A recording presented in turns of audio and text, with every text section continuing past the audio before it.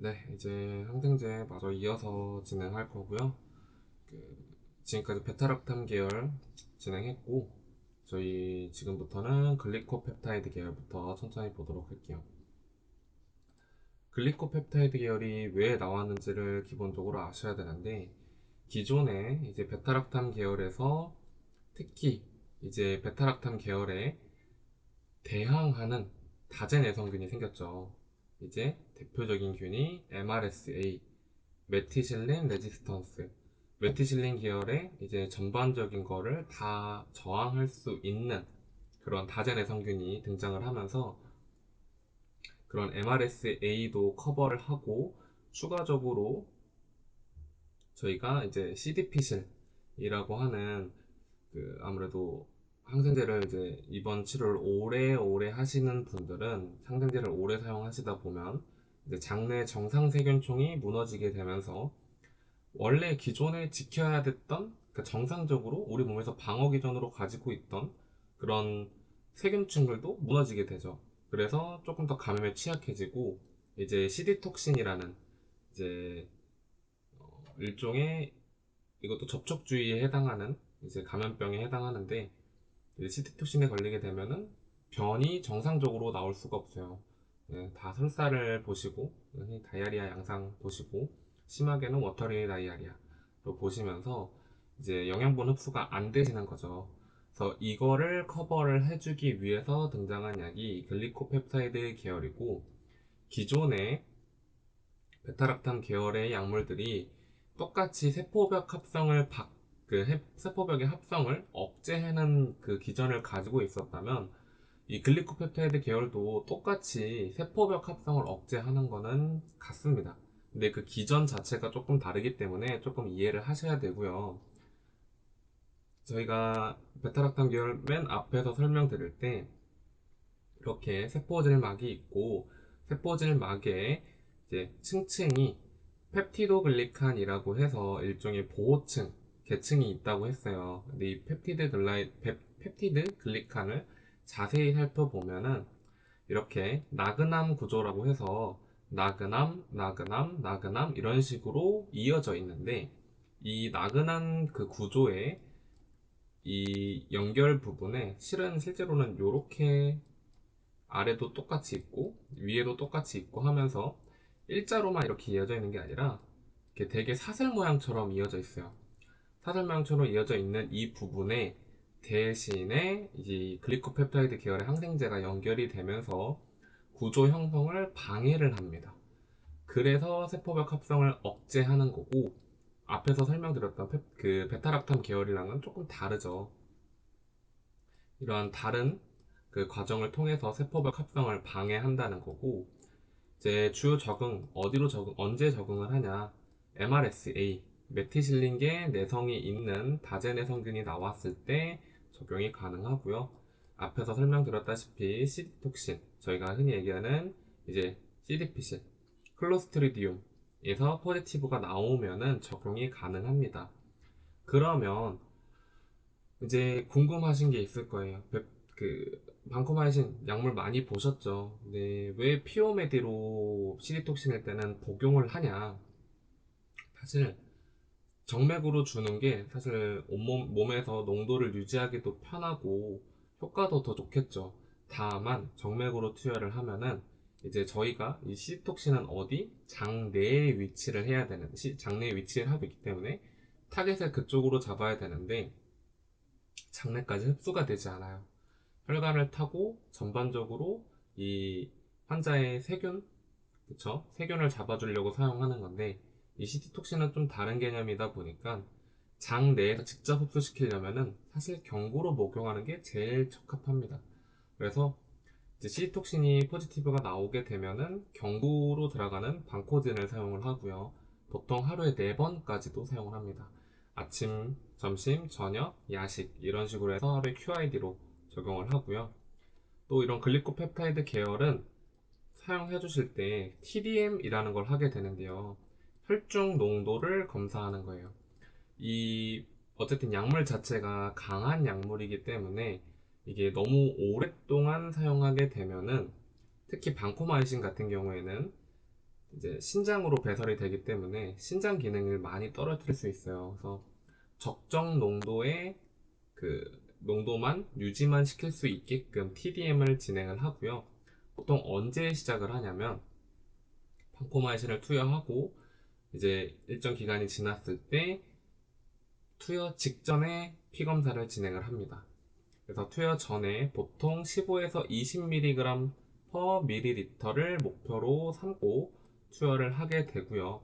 일반 랩 체열하는 거랑 똑같이 진행하시면 되세요. 이런 글리코펩타이드 계열은 크게 종류가 두 가지가 있고요. 많이 사용하는 약이 방코마이신이랑 테이코플라닌이라는 약이 있어요.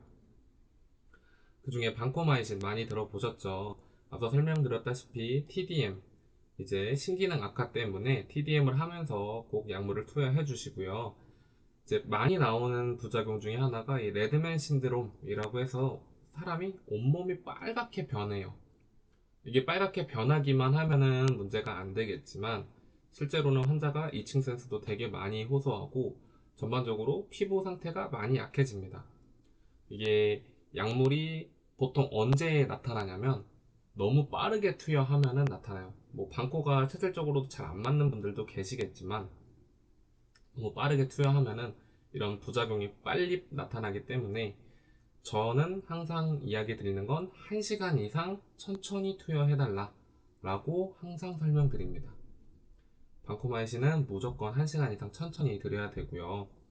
이제 이 방코마이신이랑 비슷한 기전으로 똑같은 글리코펩타이드 계열이기 때문에 비슷한 기전으로 나타나는 약 중에 하나가 이 테이코플라닌, 본원에선 타고실린이라는 약을 사용하고 있고 방코마이신이랑 비슷한 범위 적용까지도 가능한데 이 테이코플라닌을 선택하는 이유는 방코마이신보다는 신장 기능을 떨어뜨리는 게 조금 적어요. 그래서 만약에 방코마이신을 IV로 투여해야 되는 분이 있는데 방코마이신을 사용할 수 없는 정도의 이제 뭐 EGFR이라든지 비엔크레티닌을 갖고 있는 분이라면은 이 타고실린을 사용하는 것을 우선식으로 고려해 보시겠죠. 그래서 이 테이코플라닌은 또 특이한 경우가 특이하게 사용하는 경우가 하나 또 있는데 이제 아무래도 방코마이신보다는 조금 약한 약이라고 했잖아요. 비슷한 작용을 하고 이제 범위도 비슷하지만 이제 비교적 조금 더 약한 약이기 때문에 일종의 체내에 머무르게 해줘야 되는 그런 농도가 있어요. 이 친구도. 이 친구도 똑같이 TDM을 할 수도 있는데 기본적으로 처음 투여할 때는 두 바이아를 한 번 해줍니다. 그래서 몸에 조금 축적을 시켜 놓는 로딩 과정이 필요하고요. 하루 그렇게 주고 그 이후로는 한 바이알 QD 이런 식으로 감량을 하면서 혈중 농도를 유지시켜 줍니다. 네. 그리고 또 하나 설명드리고 싶은 거는 제발 TPN이랑 같이 주지 마세요. TPN은 기본적으로 칼슘이 들어가 있는 제제고 지방산이 들어가 있는 제제이기 때문에 이 타고실린이랑 믹스가 되면은 같은 라인에서 만나게 되면은 크리스탈이 생겨요. 침전이 생겨갖고 특히나 일반 IV 같은 경우에도 사실 위험한데 이제 C라인이나 PLCC 같이 이제 갖고 계신 분들이 있으면 사용할 때 상당히 조심해 주셔야 되는 약이에요. 이거랑 마찬가지로 TPN처럼 만니톨이랑도 같이 투여하면 안 됩니다. 그래서 사용할 때 단독 라인으로 해서 드려야 되고 만약에 같은 라인에 TPN이 들어가고 있다 하면은 셀라인 플러싱 해주셔서 꼭 침전 생기는 거 방지해 주셔야 돼요. 요거는 그냥 아래 한번 읽어 보시면 좋고요.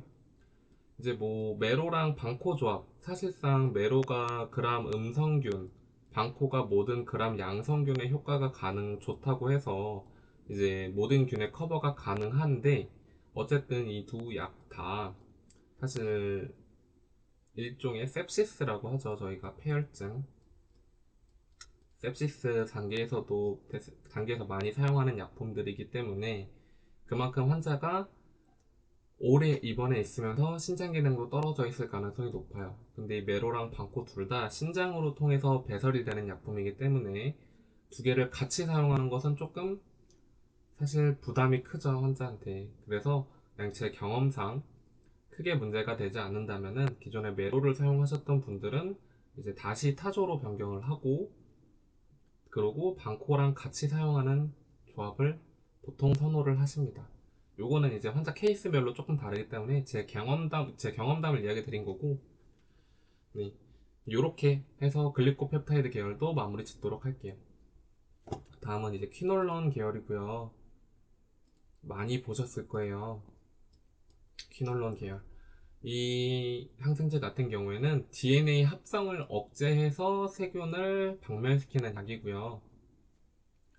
어떤 과정이냐면 간단하게 설명을 드리면, 어쨌든 DNA가 복제되는 과정에서 저희가 갖고 있는 이중 나선 구조를 풀어야 하죠. 그래야지 다시 재결합을 하고 이렇게 복제가 되는데, 그 풀어내는 과정 중에서 일종의 효소가 작동을 하는데, 그 효소를 방해해갖고 이중 나선 구조를 풀지 못하게 만듭니다. 그래서 DNA 합성을 억제하는 약이고요. 일반적으로 거의 대부분의 퀴놀론 계열 약품들의 특징이에요. 일반적으로 QD로만 투여해도 장기 이행성이 양호하다. 다른 말로 장기 이행성이라는 건 장기, 그 해당하는 타겟으로 가는 이행성, 그 목표를 향해서 가는 능력이 아주 좋다는 거예요. 그래서 보통 하루에 한 번만 투여를 하고요. 여기 보면은 바이오 어빌리티라고 해서, 이거 같은 경우에는 이제 혈중 농도를 보는 상태인 건데, 이제 예를 들어서 한 번을 먹어도 몸에서 오래 유지를 한다는 거예요. 혈중 농도, 이제 피로 하는 혈중 농도가 있을 거 아니에요. 그 혈중 농도에 충분히 도달할 수 있는 능력인데, 이게 거의 100%에 가깝다라는 거죠. 그래서 하루에 한 번만 투약을 해도 충분하다는 거. 네. 그리고 이제 NSAID랑 같이 병용하면은 경련 리스크가 커진다라는 것까지 같이 특징으로 알아두시면 좋을 것 같고요. 종류는 이렇게 세 가지입니다. 시프로플록사신, 레보플록사신, 목시플록사신, 이렇게 세 가지가 있고요.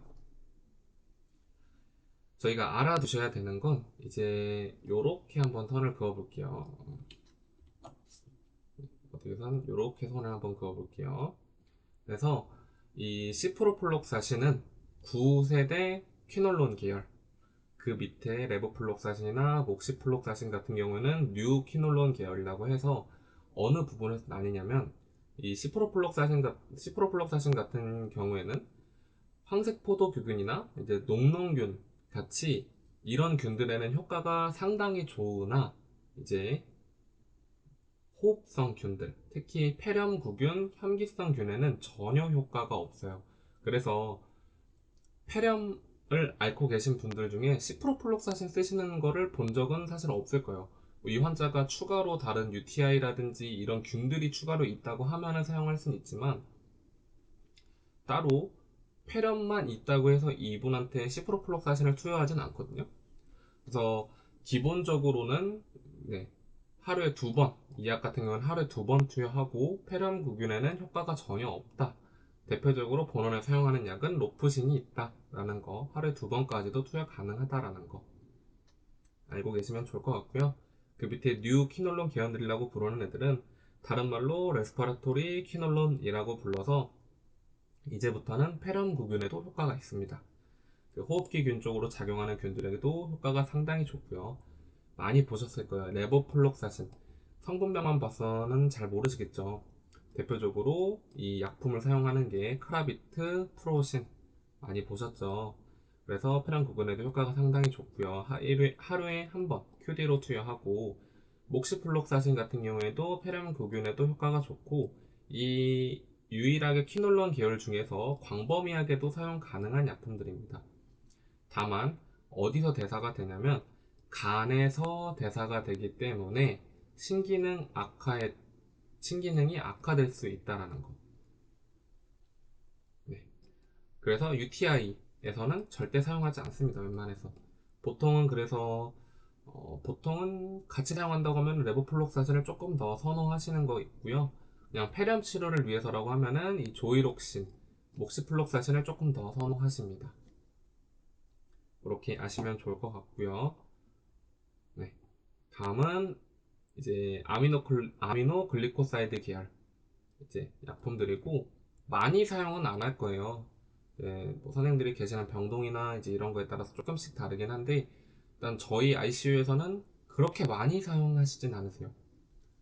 보면은 어떤 약이 있냐면, 많이 들어보셨을 겐타마이신, 토브라마이신, 아미카신, 모모신으로 끝나죠. 이 약물들 자체가 호기성 음성균에 주로 작용을 하는데, 호기성 균이라 하면 사실 호기, 예를 들어서 그 공기를 좋아하는 그런 음성균들인데, 특이하게도 이름이랑 다르게 폐렴에는 전혀 효과가 존재하지 않습니다. 그래서 폐렴에는 단독으로 사용하지 않고요. 기전은 이제 세균 내에 있는 리보솜에서 작용하는 항생제로 단백질 합성을 억제하는 작용을 합니다. 주로 아까 설명드렸다시피 호기성 음성균에 작용을 하고 하루에 한 번 투여하면서 똑같이 장기 이행성이 좋다라는 것까지 알아주시면 좋을 것 같고, 많이 나오는 특징이 신독성, 이독성, 그러니까 신장하고 그 귀 쪽으로 많이 안 좋다라는 거 아시면 좋을 것 같고요. 경구약은 따로 존재하지 않고 온리 주사제로만 있습니다. 주로 그럼 언제 사용하냐? 폐렴이 아닌 sepsis라든지 UTI, 결핵에도 사용이 가능하다라는 거 아시면 좋을 것 같고, 종류로는 겐타마이신, 토브라마이신, 아미카신 이렇게 있고요. 겐타마이신 조금 많이 사용하시죠. 사용한다고 하면은 주로 언제 사용하냐면 감염성 심내막염에 주로 많이 사용하고요. 토브라마이신은 겐타마이신보다 녹농균의 효과가 더 좋기 때문에 만약에 해당하는 질환에서 녹농균이 조금 많이 검출이 됐다 하면은 토브라마이신을 많이 선택을 하시고, 아미카신 같은 경우에는 이제 근위환제랑 같이 사용하면은 호흡 억제가 있을 수 있다라는 거 알아주시면 좋을 것 같고, 여담으로 하나 이야기 드리면, 님들 혹시 세레스톤지 크림이라고 혹시 이야기 들어보셨을까요? 세레스톤지 크림. 이제 뭐 선생님들 피부 쪽 미용이나 이런 게 관심 있으신 분들은 아실 거예요. 세레스톤지 크림이라고 들어보셨을 거고, 이게 이제 여드름이나 지루성 두피염에 사용하는 이제 그 도포용 제제 크림인데, 이게 뒤에 G라고 되어 있는 게 이 겐타마이신이 포함되어 있는 약이거든요. 그래서 그 경증의 연조직 감염증에도 사용 가능하다라는 거 아시면 좋을 것 같아요. 다만 겐타마이신이 상당히 소량 들어가 있다라는 것까지 아시면 좋을 것 같습니다. 다음 마지막 이제 항생제 마지막 파트고 테트라사이클린 계열. 이 많이 사용하는 거 못 보셨을 거예요. 테트라사이클린은 사실 마지막에 최후로 사용하고 있는 약이기 때문에 사실 많이 못 보셨을 거고요. 그 기전은 이제 RNA 결합 과정을 방해하면서 똑같이 세균의 단백질 합성을 방해하는 기전을 가지고 있는 약품이고요. 대표적인 약들로는 독시사이클린, 그리고 타이제사이클린 이렇게 보셨을 거예요. 본원에서는 대표적으로 타이가실이라는 약이 있습니다. 타이가실이라는 약이 있고요. 뭐 그 프랩되어 있는 약물 보셨으면 아실 거예요. 이 약물의 특징은 일단 소아나 인부한테는 절대 사용하시면 안 되고, 이제 페니실린과는 기랑 관계에 있기 때문에 같이 사용하지 않아요. 그래서 보통 최후의 최후를 사용하기 때문에 이 테트라사이클린 계열은 거의 단독으로 사용하는 경우가 많아요. 뭐 만약에 이제 커버할 수 있는 균이 좀 제한이 있다 하면 다른 항생제랑 병행해서 사용할 수는 있는데, 거의 대부분 이제 단독으로 거의 사용을 하시고요. 테트라사이클린 같은 경우에는 양성균, 음성균 모두 다 사용 가능한데, 이제 주로 언제 사용하냐면 비브리오 콜레라라든지 리케차, MRSA를 포함한 포도상구균에 주로 적용한다까지 아시면 좋을 것 같습니다. 그래서 대표적으로 독시사이클린 많이 들어보셨죠? 온리 경구약으로만 존재하고 장으로 배설됩니다. 다만 장으로 배설되기 때문에 이제 신장이나 간에는 전혀 문제를 주지 않는 약이고요. 다음으로 설명드릴 약은 이 타이제사이클린, 본원에서 타이가실이라고 사용하고 있는 약은 온리 주사제로만 있고요. 이 약이 상당히 독한 약인 게 몇 가지 다제내 성균을 제외한 모든 균을 다 커버할 수 있어요. 정말 거의 모든 균을 커버할 수 있는데, 다만 이렇게 강하다라는 거는 부작용도 강하다는 거겠죠. 그래서 적정 항생제가 없는 경우에만 사용 허가가 있어야 사용 가능한 일종의 최후의 무기라고 생각해 주시면 좋을 것 같습니다. 이렇게까지 해서 안티 마무리할 거고, 그 뒤에 이제 좀 많이 보이는 다제 내성균은 제가 자료로만 첨부를 해놨어요. 그래서 보시면은 금방 이해하실 수 있으실 거고, 그래서 이렇게 많이 보는 다제 내성균 MRSA라든지 VRE, VRSA, CRE, MRAB, MRPA 해서 어떤 균이 검출됐는지, 내성 항생제는 어떤 게 있는지, 권장 항생제는 이런 게 있다 라는 것까지 같이 설명을 적어놨고, 요거는 참고만 해주셔도 좋을 것 같고요. 여기 이제 여러 가지 균들을 제가 좀 적어놨어요. 대표적인 균들을. 실제로 여기 있는 균들보다는 훨씬 많아요, 균은.